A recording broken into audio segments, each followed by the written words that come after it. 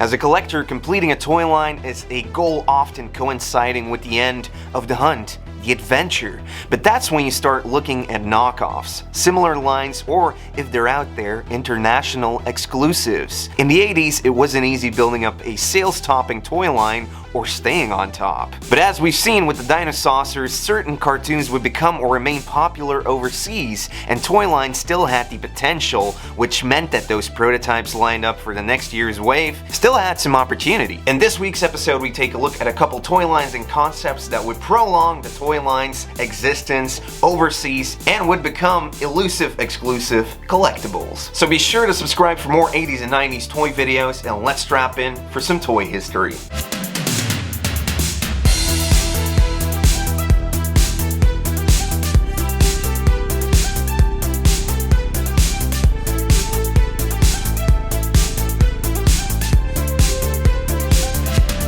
As we're hunting around in the international toy convention circuit, you often see a toy that just makes you look back and go like, hey, I've never seen this before. So that's why these international conventions are a great way to learn about exclusives.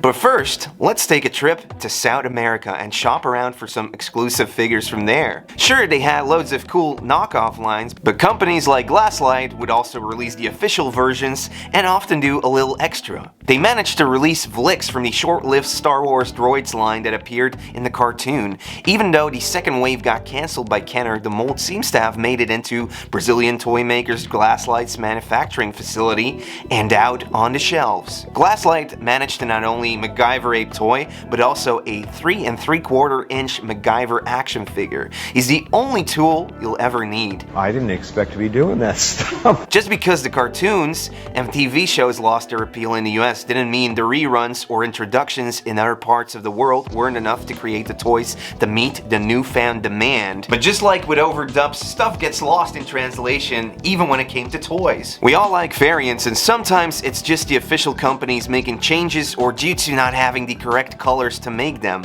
Just think of the Euro Blue Weapon TMNT figures or the super rare purple armored Super Shredder, who's surely amongst the most uncommon figures to get on card. Thundercat's Bengali didn't just get a different white added into the head coloring, but also seems a bit more common than in the US. But not to worry, eventually a lot of exclusives would make their way back to the US and in collectors' hands there. Galaxy Rangers by Galoobs shared the same fate as Dinosaurs, but went to Europe and the UK, where you could get most of the line they had set up for domestic release in the US. The show ran for 65 episodes in 1986 and kinda worked in with the Brave Star space western vibes.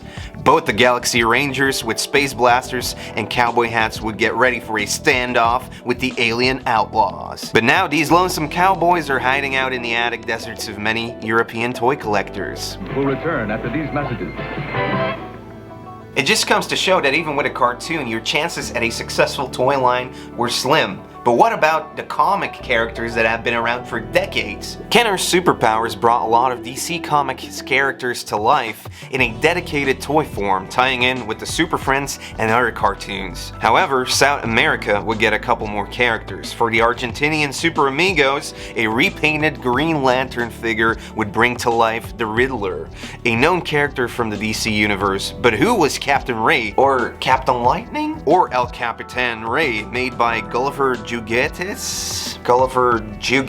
I guess it could fall in the category of a knockoff with the card saying Superheroes Collection. This recolored version of a Superman with some sort of Flash-inspired logo would have collectors baffled. But so would his opponent, the Abominable Snowman, who also came on a Superheroes Collection card with El Capitan Ray on it. This is probably the rarest and most mixed toy out there in the Superpowers Heroes or Amigos line. Kinda looking like the Hulk, which isn't strange because the sculpt partially came from Migos' Pocket Pals, the Hulk, a Marvel Comics action figure. They were definitely freestyling at this point. For Marvel Comics action figures in the mid-80s, you had the Mattel Secret Wars line, who would keep it official. 2 waves in, and with a playset and vehicles on the shelves, it was time for more characters to celebrate this comic book event in which X-Men, Avengers, Fantastic Four, and many other Marvel superheroes and villains would be transported to Battle World and be played out against each other by the Beyonder. Even though the comic book event was created solely to push the toys,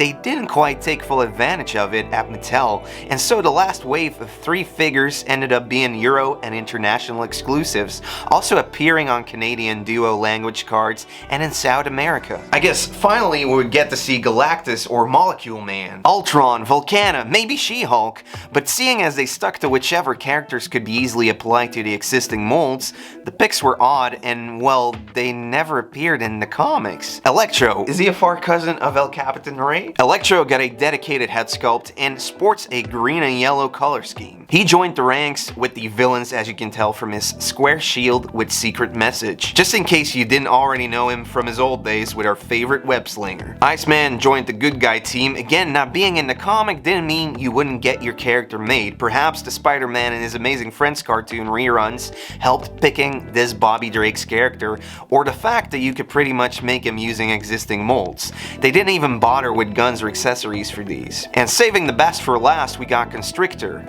another villain. Wait, is he a villain or is he a good guy? This ain't no A-lister. They were definitely scraping the bottom of the barrel for toys that fit the shape.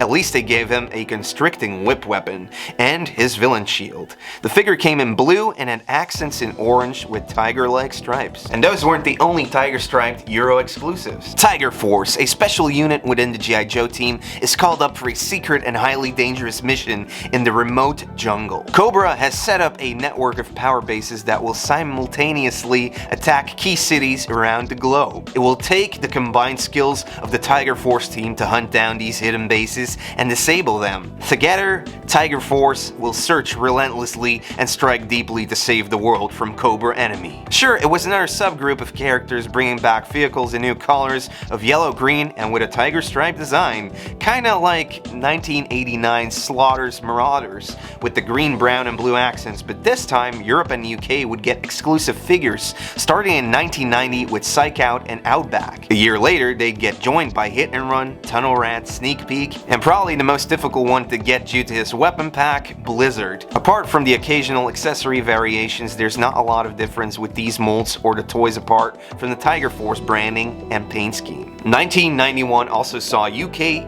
Europe exclusive colors for your favorite animal control utilization technician, Mutt, now with a black outfit with blue and red details, and his dog Junkyard would come in a dark gray just like his weapons. Spirit is another one in gray and red attire, coming with the same eagle as his '84 first release, but the remaining gun and backpack accessories were the ones from his Slaughter Marauder days. Hasbro sure knew how to keep the ball rolling with these sculpts, but for Transformers, they kept the production line going on a whole other level. After the line wore off in the States, they kept the G1 line going for multiple years, so there's a lot of Euro UK toys that were exclusive, and here's a couple that I've come across. Perhaps not the best subline, but in Action Masters they broadened the cast with Double Punch, one of the few Action Masters that can actually transform. And this is one cool 1991 Scorpion I'm glad to have in my collection. Fast forward to 1993 when Hasbro rolled out the Generation 2 line in the US, but stuck with the G1s for Europe. Even new molds were released exclusively, but there's more than meets the eye. They came out with the G2 Autobot and Decepticon symbols on them. In 1994 they'd get re-released as Gen 2 Transformers. But we'll always have the Gen 1.5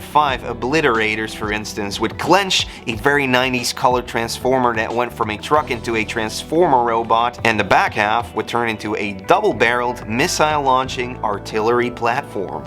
Aqua Blast, Drench were stormtroopers that came with a water cannon gimmick, and added in was a hood that could change color when it came in contact with warm water. They really tried some fun gimmicks on these, like the Track-Ons or Autobot Lightformers, that came with a light pipe gimmick and gear system that when turned would give the illusion of lasers being fired through the targeting scope. If we head back to the late 80s, Masters of the Universe had already taken a few punches, and with the movie flopping, it was time to cancel the toy line for Mattel in the US. However, a whole new line called Powers of Grayskull was about to be released. Set in prehistoric Eternia, the dinosaurs did get released, but the giants, Titus and Megator, would become European and Mexican exclusives, exclusives where the line could still perform the sales needed. Now for Masters of the Universe, this size was never done before, and it would have been amazing for any kid to see these 16-inch giants run around their Snake Mountains or Eternian playsets. Titus, the heroic giant warlord, came with a weapon to lift enemies off the ground. Megator, an evil giant destroyer also called Moleb the Demolisher,